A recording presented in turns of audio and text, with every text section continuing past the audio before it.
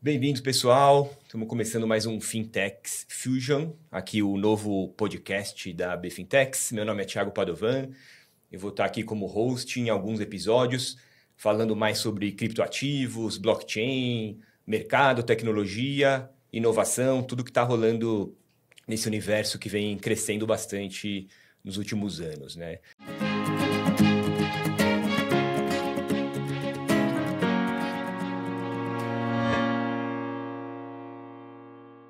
Hoje a gente tem dois convidados super especiais aqui, Safiri Félix, Rodrigo Borges, além de serem grandes amigos, são grandes participantes aí do mercado de criptoativos e de blockchain.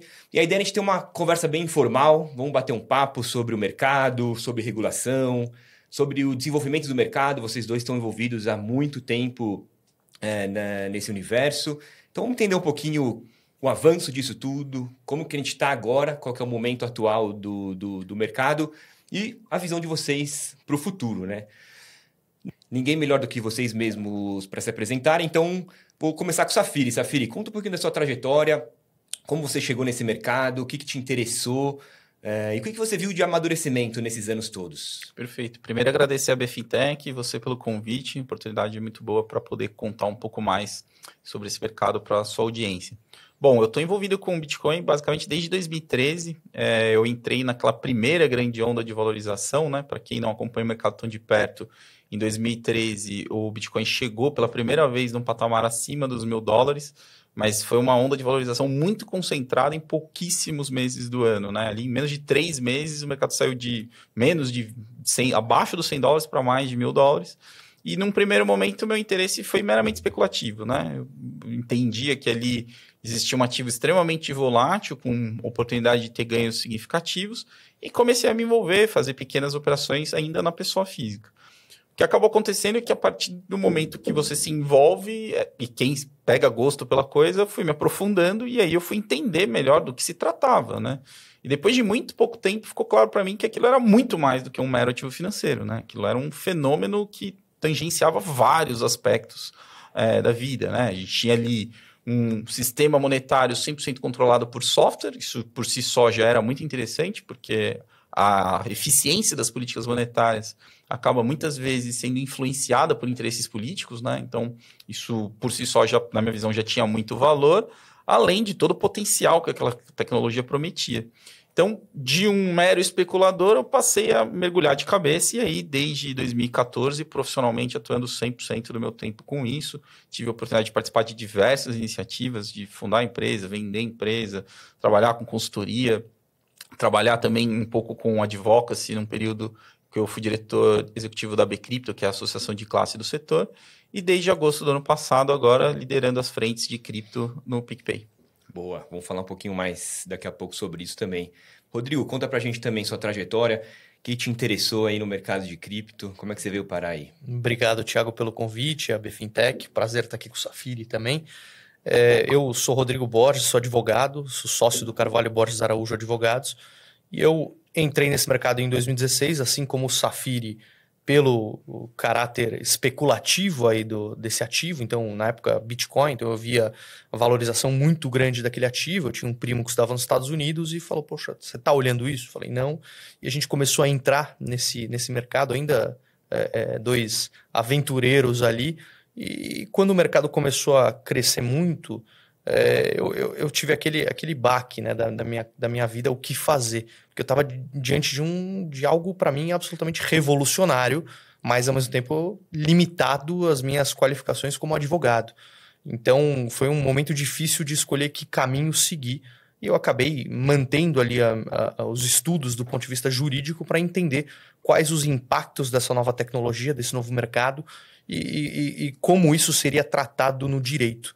E a partir de então, venho atuando para diversas empresas do setor, representando empresas na emissão de fan tokens, tokens de direito creditório, diversos projetos aqui no país. Me envolvi bastante no processo regulatório aqui que a gente teve, da aprovação recente da lei de cripto, e basicamente é isso que a gente vem tocando. Muito legal, Rodrigo. E, pô, o Safiri foi acho que a primeira pessoa que me falou de Bitcoin na vida, assim, né? Em 2014, a gente frequentava o mesmo ambiente, lá um coworking na Vila Madalena, e eu lembro que ele tinha colocado uma máquina de ATM ali, né? Um ATM de Bitcoin. Ele falava para todo mundo sobre isso, e ficava todo mundo maluco. O que é esse negócio de blockchain, de Bitcoin? Ele tentava explicar pra gente, ninguém entendia nada, assim. E é um assunto que, de repente, é isso. Fica muito forte na nossa vida, né? A gente não consegue mais largar e é um buraco sem fundo de estudos e de aprofundamentos, né? Então, a gente que tá um pouquinho mais, a gente sabe que não tem fim, assim. Cada hora que a gente estuda mais, a gente vê que sabe muito pouco sobre o assunto também, né? Vamos explorar um pouquinho hoje. Eu queria contar um pouco sobre 2 assuntos, né? Que são talvez 2 áreas dentro desse mercado. São os criptoativos e a tokenização de ativos, né? Que veio talvez na sequência, né? Explica um pouco para a nossa audiência aí. Qual que é a diferença de ativos digitais, de criptoativos para a tokenização de ativos? Perfeito. Na prática, todos ativos representados de maneira digital, se utilizando de infraestruturas públicas de blockchain, eu entendo que são criptoativos. E aí, dentro disso, você vai ter as várias verticais ali. Você vai ter os criptoativos que são nativamente digitais, né? E aí, o principal exemplo é o Bitcoin. Você vai ter os tokens de plataforma, que basicamente são o quê? São insumos que quem está desenvolvendo uma aplicação precisa consumir para pagar pelo uso daquela infraestrutura, e aí o grande exemplo é o Ethereum. E quando a gente fala de tokenização, a gente está falando de representar digitalmente, a partir de uma infraestrutura de blockchain, um ativo que não é nativamente digital.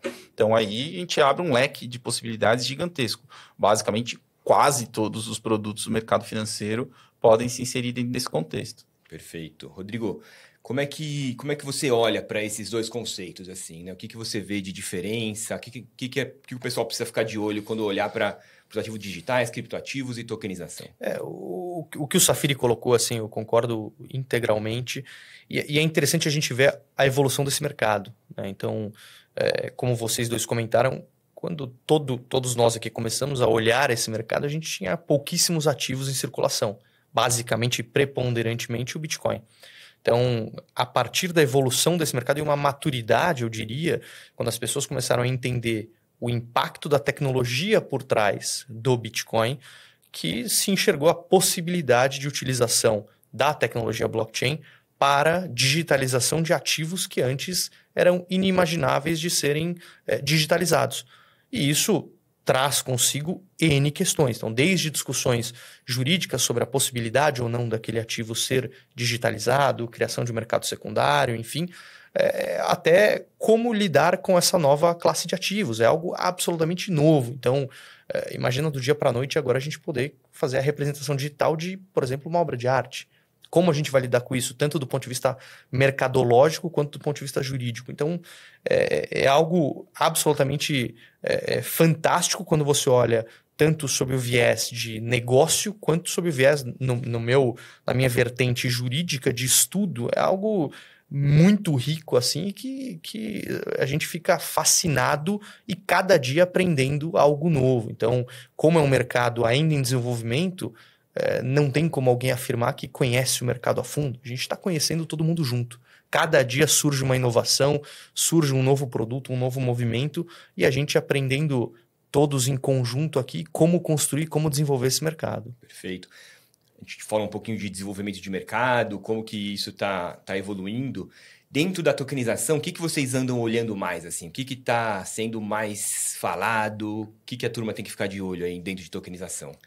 O que eu tenho visto, e claro, a vertente que eu vejo é sempre de produtos que são desenvolvidos ali muito no viés jurídico da coisa, né? Então, o que eu tenho visto muito produtos de agro, buscando a digitalização desses ativos, porque se a gente pensar o processo de tokenização, qual que é a grande beleza dele? É a possibilidade de fracionamento de um ativo que antes não era possível de fracionamento e a criação de um mercado secundário, que é onde a gente acaba gerando valor. Porque muitos ativos, se a gente pensar, ele tem um valor enorme hoje sem mercado secundário. E com o mercado secundário, isso potencializaria muito. Só que junto com isso vem o desafio. É possível se fazer a emissão daquele ativo e criação de mercado secundário? E até hoje a gente não tem uma resposta clara em relação a isso. Aí é necessário uma análise de caso a caso para entender se aquele determinado ativo, se ele acaba se enquadrando como um valor mobiliário, que no caso de valor mobiliário necessário ali a observância das regras da CVM, para colocação em mercado. Então, assim, são questões que vêm desafiando e a gente tem visto no escritório, basicamente, muitos projetos bastante interessantes, tanto de tokenização quanto de infraestrutura para esses mercados, que aí é um potencial enorme você gerar infraestrutura para o setor financeiro. Então, você trazer uma maior facilidade nas transações financeiras mediante o emprego da tecnologia blockchain. Sim, perfeito. Só pegando o gancho do que o Rodrigo colocou, Claro. acho que uma das grandes vantagens de se olhar para a blockchain como alternativa para a emissão de um novo ativo é que a transação por si só, ela já carrega consigo a conciliação, a auditoria e a custódia. Tudo junto. Isso por si só é muito disruptivo, né? Então, toda aquela cadeia de intermediários que hoje existe dentro do mercado financeiro pode ser substituída por software de código aberto, né? Então, é daí que vem o grande potencial dessa tecnologia. Essa era até uma das perguntas que eu queria te fazer, Safiri. Dentro do mercado financeiro, mercado tradicional de ações, assim, como pode impactar uma tecnologia como essa? Assim?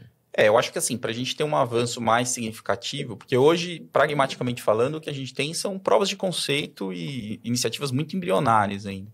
Mas para que isso escale, isso seja cada dia mais um instrumento do dia a dia das pessoas, a questão regulatória é fundamental. Perfeito. Porque a tecnologia já se provou. Só que, como o Rodrigo colocou e conhece com muito mais propriedade, existem uma série de desafios regulatórios, jurídicos, societários, etc. Então, eu acho que o Brasil agora está num momento muito positivo nesse sentido, porque, de maneira comparativa com os principais outros países do mundo, a discussão regulatória aqui avançou muito mais rápido. Então, ao mesmo tempo que a gente tem a possibilidade de posicionar o país como a vanguarda do desenvolvimento desse mercado, a gente também corre o risco de criar jabuticabas que, na prática, isolariam o Brasil dos grandes mercados globais. Então, acho que é um momento, ao mesmo tempo, que gera uma série de possibilidades, mas, principalmente, quem está mais atuante nesse mercado precisa manter o dever da diligência para tentar influenciar o debate público para que a gente não desperdice essa oportunidade que está nas nossas mãos. Perfeito. E ainda mais se a gente pensar a forma como o texto legal que a gente teve aprovado.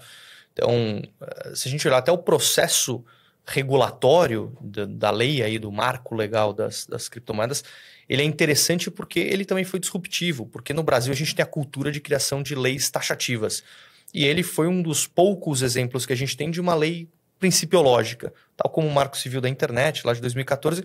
Então, a lei, muita gente olha a lei de cripto e fala, poxa, mas é uma lei muito rasa. Pode parecer isso, mas na verdade tem uma estratégia por trás. Porque na medida que eu estabeleço os conceitos, os princípios e pilares de funcionamento daquele mercado e deixo a cargo de um regulador infralegal a especificação da matéria, eu, na verdade, estou trazendo um grau de tecnicismo maior. Estou falando em tese, a gente vai ver isso na prática, espero eu, né? Aqui no caso de cripto eu vou explicar o porquê. Então a gente tem a possibilidade de ter uma técnica melhor na hora de criação das regras específicas e também uma maior agilidade. Esse processo legislativo de aprovação da lei, ele demorou, salvo engano, 7 anos. Exatamente, 7 anos. Começou, acho, né? Isso. 7 anos para a gente ter uma lei aprovada. Então, imagina cada mudança, a gente depender do legislativo para isso acontecer num mercado que é extremamente dinâmico. Exato. Então, é importante que a gente tenha as bases e que o regulador infralegal traga essas normas específicas. A dificuldade é que a lei, a gente não tem ali ainda um órgão responsável por isso. E isso gera uma série de incertezas, porque do ponto de vista prático, a gente tem uma lei hoje que ela acaba sendo uma casca, porque dentro ali a gente ainda não tem o recheio que importa ao mercado para a gente entender como isso vai funcionar. E a expectativa, bem o que o Safiri falou, é importante que o mercado esteja ativo nessa discussão para ajudar ali, a impulsionar o regulador para que isso ande e ajudar no debate público da matéria. Perfeito. E a PL, ela foi muito debatida e tem opiniões muito diversas também, né? Tem gente que acha que foi muito positivo, tem gente que acha que poderia ter sido melhor, assim. Qual que é a impressão de vocês, assim? O que poderia ter sido feito para ela sair de uma forma mais bacana e abrangendo mais a segurança das empresas e dos investidores também, né? Eu acho que, dado o contexto, foi o melhor possível. O que ficou claro, e isso é sim muito positivo, é que o grosso do trabalho vai ficar para a regulação infralegal. E aí, dado o histórico de atuação tanto de Banco Central quanto de CVM, que aparentemente são os reguladores naturais desse mercado, esse processo tende a seguir o rito de ter consultas públicas, ouvir os players do mercado para constituir regras que sejam favoráveis ao seu desenvolvimento. De fato, quando a gente olha até, tem aquele conceito de política que é a arte do possível, né? Então, Sim.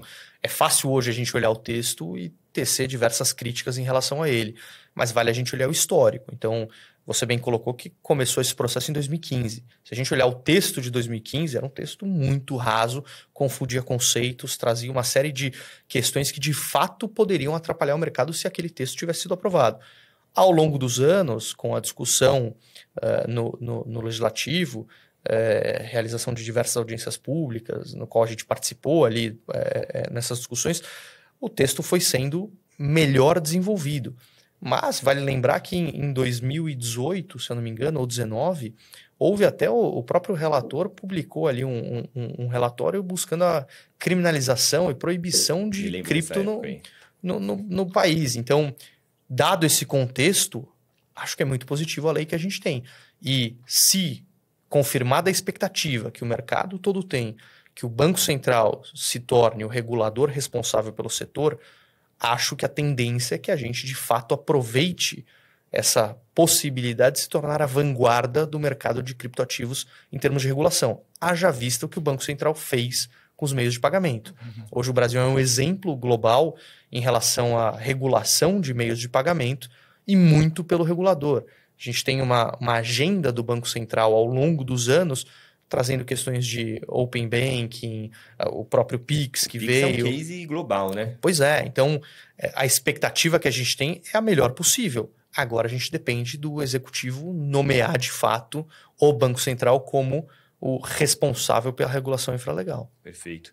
Interessante, né? Se a gente olhar para 2015, como começa a discutir aquela situação pensando no mercado, né? A gente tinha acabado de ter o lançamento do Ethereum, por exemplo, em 2014, né? Nada desse monte de evolução, de inovação, de tecnologia, a gente tinha noção que ia acontecer, né? Então, esse é um grande desafio também, né? Da regulação e do próprio mercado, né? Como ele vai se adaptando com uma inovação tão rápida, como a gente vem acompanhando. Pô, a explosão de NFTs que tiveram 2 anos atrás, as DAOs que vem aí também surgindo com bastante força, com conceitos interessantes também. É muito difícil, né, esse desafio de lidar tecnologia com a parte jurídica da coisa, né? Sem dúvida. E isso é legal porque abre um leque de possibilidades Exatamente. multidisciplinar de fato, né? Cada vez vai ter que ter mais colaboração ali, né? Exato. Assim, isso que é interessante, porque você tem uma necessidade tanto de desenvolvedores capacitados a fim de construir as aplicações dentro dessas novas infraestruturas, como também uma série de desafios legais, regulatórios, de design. Exato. Então, a tecnologia blockchain ela é extremamente democrática. Ela hoje ainda pode parecer que não tangencia a vida de todo mundo, mas eu estou cada vez mais convicto de que é uma questão de tempo. Que eu acompanhei de desenvolvedor, querendo saber da parte jurídica e vice-versa, né? Muito advogado querendo programar nesse mundo de blockchain é muito interessante, né? Porque o paradigma é outro, né? Precisa entender outras bases, como é o funcionamento e tudo mais, né? Não, e tem um outro ponto que é importante, né? Acho que esse ano, né? Acho que a agenda de tecnologia foi tomada por ChatGPT, AI generativa, né? O novo hype. Eu acho que isso, como blockchain, tem um potencial gigantesco. É verdade. Porque vai ficar a tendência é que fique muito mais simples você construir aplicações usando desses novos instrumentos. No momento que essas duas tecnologias começarem a amadurecer em conjunto, essas curvas se cruzarem, aí eu imagino que a gente vai ter uma explosão de novos casos de uso e de escalabilidade também. E tá aí a importância da gente ter uma norma principiológica como é a lei que foi aprovada aqui. Que é aquela máxima, né? Se a gente cria uma lei, a gente olhando o texto, faltou isso, faltou aquilo. Se a gente tentasse fechar todos os cenários, a gente ia ter uma lei excelente hoje e obsoleta amanhã. Então, da forma como ela está, ela vai possibilitar que o regulador infralegal entre mais no detalhamento dessas questões que a gente vai acompanhar na medida em que o mercado vai evoluindo, que a tecnologia vai evoluindo e que novas aplicações vão sendo desenvolvidas. Perfeito.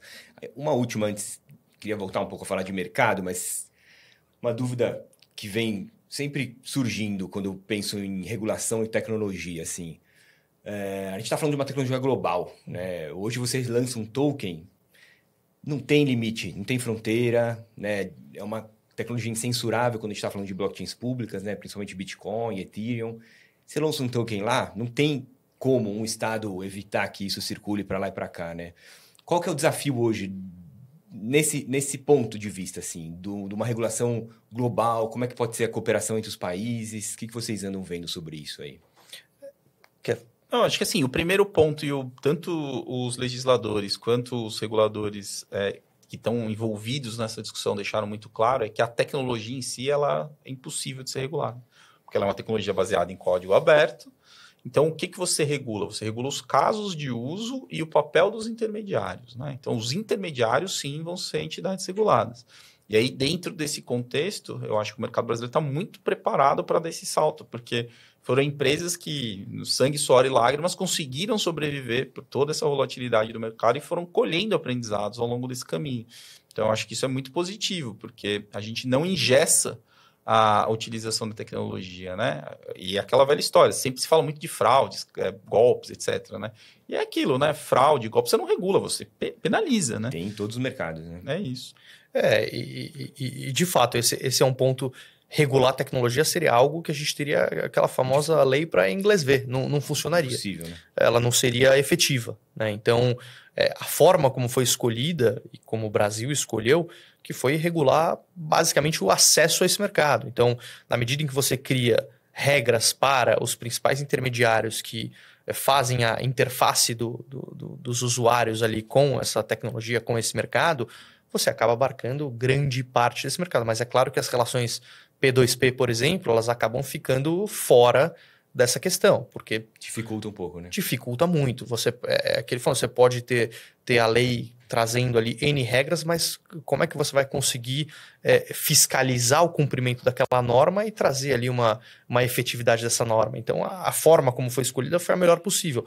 Existem discussões em âmbito de órgãos transnacionais de uma possibilidade de uma regulação internacional da matéria, mas se a gente já teve uma dificuldade tremenda de ter uma lei aqui no Brasil, 7 anos, as outras grandes economias do mundo ainda estão discutindo a regulação da matéria, acho que a possibilidade de a gente ter uma regra específica para isso, global, que seria o melhor dos mundos, se a gente olhar do ponto de vista lógico de um mercado que ele não tem fronteiras, eu acho que vai demorar bastante tempo. O que a gente vê é muito um enfoque em relação a lavagem de dinheiro, combate a terrorismo, etc., práticas de compliance. E isso vem sendo adotado aí, principalmente nos países da OCDE, com FACTA, etc. Então, isso já vem ocorrendo. Interessante. Muito bacana essa visão. Voltar um pouquinho de falar... Vamos voltar um pouco falar de mercado. Eu ando conversando com muita gente ultimamente... E muita gente, às vezes, não olha para o mercado há muitos anos, né? O cara olhou para o mercado ali em 2017, quando deu o boom, 2018. Olha só quando dá os crashes, quando cai tudo, todo mundo fica interessado em saber o que está acontecendo, né? Só que o mercado mudou muito, né? De lá para cá. Assim, principalmente depois de 2020, a gente teve começar a entrada de institucionais mais pesadamente mesmo, de forma mais séria. Queria a visão de vocês também. Que momento que a gente está do mercado, assim, né? O que a gente... acompanhou de evolução, depois a gente fala um pouco de futuro, mas dá um contexto para a turma, assim, o que a gente está, como que a gente está hoje, como que foi essa evolução de mercado? No Brasil, especialmente, o mercado ainda é eminentemente um fenômeno de varejo. Os institucionais brasileiros que já se posicionaram de maneira muito tímida e, por política de gestão de risco, também muitos deles tiveram que desalocar suas posições com a correção que a gente viveu, especialmente no ano passado. Mas o que é importante, né? A tese de investimento em criptoativos, ela já não pode mais ser ignorada, né? Que era muito comum a gente ver, assim, não vou perder tempo com isso. Isso aí é só uma moda passageira, daqui 6 meses ninguém está falando mais disso. E isso a gente ouviu durante quase 10 anos, de 2013 para cá, esse discurso foi se repetindo ao longo do tempo. Hoje, isso está mais do que evidente, né? Praticamente todos os grandes bancos brasileiros já têm iniciativas próprias de ativos digitais, diversas assets especializadas estão se formando aí em São Paulo, no Rio de Janeiro, em várias outras cidades. Então, o mercado institucional já, de certa forma, entendeu a tese, percebe o valor que uma alocação responsável em cripto pode ter num portfólio já bem diversificado, mas ele espera, eu imagino, uma conjuntura tanto regulatória quanto de mercado em si, né, condições de liquidez mais favoráveis para poder fazer movimentos mais significativos. E é interessante a gente olhar, né, Safiri, Se pegar o mercado alguns anos atrás, era de fato, mesmo a gente que se conhece há algum tempo aqui, a gente era um nicho ali e ninguém queria ouvir o que a gente estava falando ali. Então era um bando de entusiastas ali desse setor. E agora a gente vê grandes empresas olhando para esse setor, buscando de alguma forma tatear esse mercado. Então, é claro, eu ainda vejo, assim como Safira, a gente tem uma entrada um pouco tímida ainda do ponto de vista institucional. Mas com a aprovação da lei e a partir de uma regulação infralegal, acho que a tendência é que isso aumente, porque você tem uma segurança maior, porque muitos dos institucionais tinham essa preocupação. É um mercado não regulado, que até é uma questão que até vale a gente falar, que não existe mercado não regulado, né? Pode não existir uma regulação específica, mas a gente tem leis e regras que se aplicam ali em diretrizes gerais, não é que é terra de ninguém, né? Só a gente pegar o gancho da internet, que entrou o uso comercial em 95 e a lei foi de 2014. De 95 a 2014 não era terra de ninguém aqui, assim como não era no setor de cripto. Mas é claro que você, tendo uma lei específica sobre o tema, você dá uma segurança maior. Então, eu tenho visto muito um interesse maior a partir da aprovação da lei. O que a gente foi procurado lá no escritório por institucionais querendo entender mais, como é que ele poderia, o que isso dá de segurança para ele para entrar nesse mercado, e é muito interessante. Acho que a gente vai ver nos próximos anos uma intensificação desse movimento cada vez maior. E eu me lembro de um ponto interessante, tem um evento, Consensus lá, que é uma grande feira que tem em Nova York, era em Nova York, agora em Austin, no Texas, todo ano, e eu lembro no começo, lá 2017, 2018, era um grupo de entusiastas ali, não tinham grandes empresas. Agora, você vai na Consensus, você tem lá Deloitte, IBM, Nasdaq, todo mundo participando desse mercado. Eu lembro de ir em banco, 2017, 2018, era assim... Quero saber de blockchain, não me fala de Bitcoin. Era essa grande mensagem que eles queriam passar, né? A gente falava, não dá para falar de blockchain sem Bitcoin, tem que entender esse conceito, é a base de tudo, né? Como o Safiri falou, hoje todos os bancos têm uma área de digital assets, né? De ativos digitais, então realmente o mercado está muito mais amadurecido, né? Com certeza por causa da regulação, mas eu venho olhando muito para a questão de usabilidade e infraestrutura também, né, Rodrigo? Acho que a gente tem também... avançado muito nisso. Eu sempre pensei muito em custódia de cripto, que é uma questão muito ainda delicada. As empresas não sabem como fazer. Eu lembro que 2 anos atrás eu estava falando com uma grande empresa também. A gente fez um projeto de NFT. Aí eu falei, pô, o que vocês vão fazer com esses NFTs que não forem resgatados? Né? Eles falaram, não sei e tal. Eu falei, vocês têm uma opção, vocês podem custodiar, é de vocês isso aqui. A gente vai emitir uma carteira, é de vocês, a gente quer passar para vocês, né? Beleza, vamos fazer isso. Como é que a gente faz, né? Falei, bom, beleza, vamos ter que fazer um sisteminha de custódia, tem esses caminhos, tal. O cara falou, não tem como fazer isso aqui dentro. Não tem quem lide com isso aqui dentro, né? Então, falou, qual a opção? Queima-se tudo. Ele falou, beleza, a gente pode queimar tudo, né? Foi isso que aconteceu, né? Eu consigo traçar paralelos muito claros com a história da própria internet, assim. Eu lembro quando eu fui configurar a minha primeira conta de e-mail. Assim, os mais jovens talvez não saibam, né? Você baixa hoje em dia o aplicativo do Gmail. Conectar na internet já era um desafio. Você tinha que botar lá, você tinha que configurar manualmente pro software entender de onde você estava buscando aquela mensagem. Então, eu acho que é muito parecido com o que a gente está vendo hoje com cripto. Essa infraestrutura cresceu e melhorou exponencialmente nos últimos anos, mas ainda tem um longo caminho pela frente. E infraestrutura, tanto de custódia quanto de aplicações, é onde a gente mais tem visto aportes muito significativos de fundos de venture capital, né? Então, me parece ser uma profecia praticamente autorrealizável, porque você tem, ao mesmo tempo, um contingente gigantesco de gente muito talentosa, bem formada e dedicada, apaixonada pelo tema, e não tem escassez de capital para financiar essas iniciativas. Então, o desdobramento natural disso é que nos próximos anos a gente tenha um salto muito grande de usabilidade, de segurança, etc. Né? Então, o que antes era entendido como um dinheiro de internet, está ficando muito mais claro que a oportunidade aqui é de ser a internet do dinheiro, né? E aí é só você ver o impacto que a internet teve na economia como um todo, né? Enquanto falava Antonopoulos, né? Enquanto alguns detratores lá de trás, que coincidentemente também são detratores de Bitcoin, né? O mais famoso deles talvez seja o Krugman, disse que o efeito da internet na economia não seria muito maior do que o do fax. essa mesma pessoa, mais de 20 anos depois, diz que o Bitcoin não vai ter nenhum efeito. Eu aposto no histórico. Da mesma forma como ele estava errado, muito errado lá atrás, em relação à internet, eu acredito que ele vai se arrepender de algumas coisas que ele tem dito daqui a algum tempo, a observar o desenvolvimento que esse mercado como um todo acabou proporcionando. É muito difícil, né? Muita gente... Não que a gente enxergue mais do que ninguém, mas às vezes a gente vê a dificuldade e com inovação em geral é assim, né? Às vezes é difícil você conseguir visualizar o potencial daquilo. Eu mesmo, falando por mim, eu vejo que tem potencial, eu consigo sentir, mas eu não tenho tanta clareza do que vai acontecer, assim, né? Acho que ninguém tem, né? Ninguém tem 100%, é um ambiente né? de experimentação. Né? E aí tem muita gente que erra muito feio aí, né? Vai muito pro pessimismo do negócio. Mas eu acho que é aquilo, né?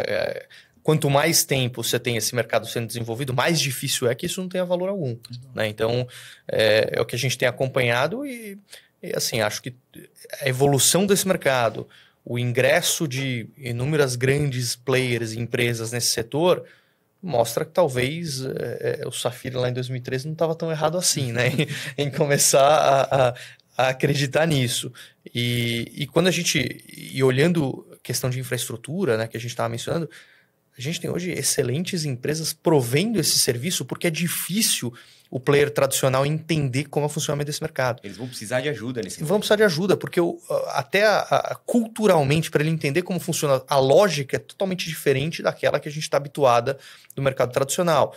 Então, isso gera muita oportunidade para players desenvolverem essas soluções. E é o que a gente tem visto, como o Safiri falou, recebendo aportes aí bastante relevantes. Então, o mercado vai passar por uma transformação aí bastante grande nos próximos anos. Sim. Bom, estamos caminhando já para um final de papo aqui. Eu queria trazer um pouco mais a conversa para o lado das pessoas, assim, né? Bitcoin, blockchain, sempre teve um apelo muito grande para a liberdade individual, para a gente ter, né, soberania financeira e também de direitos humanos, assim, né? Como que isso pode ajudar as pessoas no fim do dia, né? Que a gente está falando muito de regulação, de institucional. Como que isso avançou, assim, né? O que a gente pode olhar nesse ponto de vista? O que as pessoas podem esperar de benefício utilizando essa tecnologia, assim? Eu já fui muito adepto dessa tese, né? De que o Bitcoin, especialmente, poderia ser a solução para incluir financeiramente um contingente gigantesco de excluídos que a gente tem ao redor do mundo. Mas com o tempo, o que foi ficando cada vez mais claro é que, num primeiro momento, ele tende a desbancarizar os bancarizados. Não totalmente, mas parcialmente. Então, parte, eventualmente, dos seus investimentos ou dos recursos que você pretende movimentar no dia a dia, ao invés de você usar infraestrutura legado dos incumbentes, você passar a migrar para novos arranjos. E eu acho que à medida que isso for escalando, isso vai acabar também afetando diretamente as classes menos favorecidas. Mas isso é uma visão nesse primeiro momento, né? Eu acho que no Brasil, especialmente, o Pix e o efeito da pandemia, né, a distribuição do auxílio emergencial, acabou incluindo praticamente todo mundo Atendeu bem dentro do sistema financeiro, parte, né? dentro da infraestrutura legado. Agora, o natural é que o próximo passo caminhe para consumo de soluções mais sofisticadas, e aí sim, um número cada vez maior de pessoas comece a coletar um pouco desses benefícios que você mencionou anteriormente. Concordo com essa visão. De fato, a pandemia ela alterou por completo o que todo mundo via em termos de desbancarização no Brasil, né? O movimento da caixa lá de bancarização da turma, você teve uma população que era, digamos, invisível do ponto de vista das instituições, que passou a integrar ali o mercado. Mas o que eu vejo, assim, é um passo 2, né, em termos de... Porque a gente fala primeiro, desbancarização, acho que ela tem duas visões, né? Você tem o desbancarizado, que é o que não tem acesso aos serviços bancários, e você tem aquele outro que tem um acesso limitado. Então, ele só tem acesso a alguns determinados produtos, porque outros só são ofertados talvez para um investidor um pouco mais sofisticado. Acho agora que com o uso da tecnologia blockchain, enfim, com a possibilidade, que nem eu falei no início, de fracionamento de determinados ativos, a depender do resultado do sandbox regulatório da CVM, que está testando ali algumas soluções de tokenização de valor mobiliário, pode ocorrer de produtos que hoje são muito específicos ou nichados, de você ter uma maior penetração no varejo e você ter uma disponibilidade maior para aquele pequeno investidor. Claro que isso vai depender de uma série de alterações de regras normativas da CVM, mas eu vejo esse potencial, talvez não de bancarização dos desbancarizados, mas de acesso a produtos e serviços que hoje não se tem acesso. E aí cabe um comentário aqui em relação ao efeito colateral positivo do Pix para a adoção de criptoativos, né? Quebrou-se a resistência a fazer um pagamento baseado em QR Code. Tá todo mundo sabendo agora. Todo mundo já sabe como fazer. Uma wallet, muito mais fácil de era, explicar hoje em dia. E era algo não trivial para a gente quando a gente começou a fazer as primeiras transações com Bitcoin, né? Então, eu acho que essa barreira, que de fato era muito significativa, já foi quebrada. E aí, com a evolução da experiência de uso das carteiras que estão surgindo e dos novos serviços que também estão passando a ficar disponíveis para o público em geral, a tendência é que essa adoção, essa virada de chave seja muito mais suave e feita de maneira natural. E se a gente pensar na molecada ainda, né? Essa barreira vai ser muito menor, né? Por o pessoal joga games, metaverso. Tá todo mundo já meio... A molecada tá muito mais digital, né? Então, se a gente pensar nisso daqui a uns anos, vai ser muito fácil também lidar com esses ativos. Né? E quando a gente pensa de um ativo virtual, hoje a molecada já tá no game ali com o dinheiro do game, né? Então imagina você falar o dinheiro do game. Exatamente. Quê, né? Se você falar o dinheiro do game, você pode utilizar agora para comprar na padaria alguma coisa e esse dinheiro do game chama Bitcoin por acaso. Pronto. Não tem resistência. É isso. Muita gente fala, né, que o Bitcoin é um ouro digital, né? Sim. Eu acho que as coisas estão andando numa velocidade tão grande que cada vez mais eu estou convencido que, na verdade, é o ouro que é o Bitcoin analógico. É o contrário. É o contrário. Legal, pessoal. Bom, para a gente dar um último recado, assim, para quem gostou do assunto, quer entender mais, tanto institucionalmente como pessoalmente, assim, que dica vocês dão, assim? Por onde começar? O que pode ser bacana de olhar no primeiro momento? Acho que educação é sempre um caminho, né, óbvio quando a gente está falando desses assuntos de tecnologia, Bitcoin, blockchain. Dá uma dica para a turma aí, como começa a explorar esse tema aí? Eu acho que assim, para você ter uma jornada efetiva, você tem que abstrair um pouco a questão do preço. Porque o preço, ele é, no fim das contas, talvez o principal incentivo para alguém se interessar por isso, mas em muitos casos ele acaba se tornando uma distração. Então, abstraia a questão do preço e procure entender minimamente a tese de investimento, os fundamentos, a base dessa tecnologia. Existe uma oferta de material de qualidade gratuito em português, inclusive hoje na internet, que já permite que o usuário faça esses primeiros passos na sua jornada. E aí, depois, o passo 2 é procurar ter uma exposição responsável nesse mercado, né? Eu acho que o grande erro que alguém está querendo começar nesse mercado pode tomar é ter uma exposição excessiva. Porque ele pode eventualmente se dar muito bem no caso de um ciclo positivo, uma valorização que acabe gerando um retorno financeiro interessante, mas o cenário contrário também pode ser possível. Então, uma alocação responsável, adequada ao devido perfil de risco de cada um, é um outro ponto muito importante. E o depois, assim, mais do que ler, mais do que qualquer outra coisa, é usar. Eu acho que a melhor maneira de você aprender qualquer tecnologia é sujando a mão, usando ela, explorando novas possibilidades. Institucionalmente, Rodrigo, para fintechs, startups ou até grandes instituições, assim, como que entra nesse mercado? Sim, a gente tem... Hoje você tem vários caminhos de como entrar nesse mercado, né? Acho que a primeira coisa, como o Safiri colocou, acho que é começar a estudar um pouco, porque o que acontece, né, Thiago? A gente tem um problema que esse mercado está muito atrelado à ganância, né? Então as pessoas veem a valorização ou supostas promessas de retornos de investimento bastante elevados e as pessoas acabam sendo tomadas ali por aquela vontade e aí, enfim, acabam caindo em determinadas roubadas, né, para dizer o mínimo. Então, acho que a primeira coisa é ter esse cuidado de entender o que a gente está, do que a pessoa tá tocando ali. Então, hoje você tem muito material. Quando a gente começou, você tinha nada de material em português. Escasso, não tinha nada. Então, hoje, você tem a vantagem que muito conteúdo em português. Aí, fazer um jabá, eu sou colunista do Cointelegraph e do MIT Technology Review. Perfeito. Eu escrevo mensalmente sobre esse tema para ele, sempre focado em regulação. E tem muita coisa interessante que você encontra aí na internet, enfim, em publicações, e sempre tomar um cuidado. Então, quando for entrar nesse mercado, a depender da estrutura do que for se buscar, vale sempre tentar estudar um pouco também, não só a questão da tecnologia, mas também a questão regulatória. Estudar um pouco a lei para entender que, apesar de a gente ainda estar carente da regulação infralegal, você tem já outras regras que te trazem ali limitações do que você pode ou não pode fazer. Então, eu confesso que eu fico bastante feliz porque o advogado tem uma relevância boa nesse mercado. Nunca vi tanto, viu? Pois é, isso para mim é ótimo, né? Então, porque você acaba trabalhando junto com o desenvolvedor, porque o desenvolvimento vai depender da questão regulatória, se é possível ou não criar aquele determinado produto. Então, a tecnologia em muitas questões desse mercado, ela não é a barreira. A barreira é o regulatório. Tecnologia, a depender do que for, ela é uma commodity. E aí você tem a dificuldade do regulatório de como adequar aquele produto à regulação para que ele possa ser colocado no mercado. Porque, caso contrário, a gente tem hoje uma série enorme de stop orders e notificações da CVM em face de algumas empresas que acabaram ofertando produtos a mercado, muitas vezes por desconhecimento, que ali eram considerados valor mobiliário e não seriam possíveis de ser ofertados da forma como colocado. Muito bom, muito bom.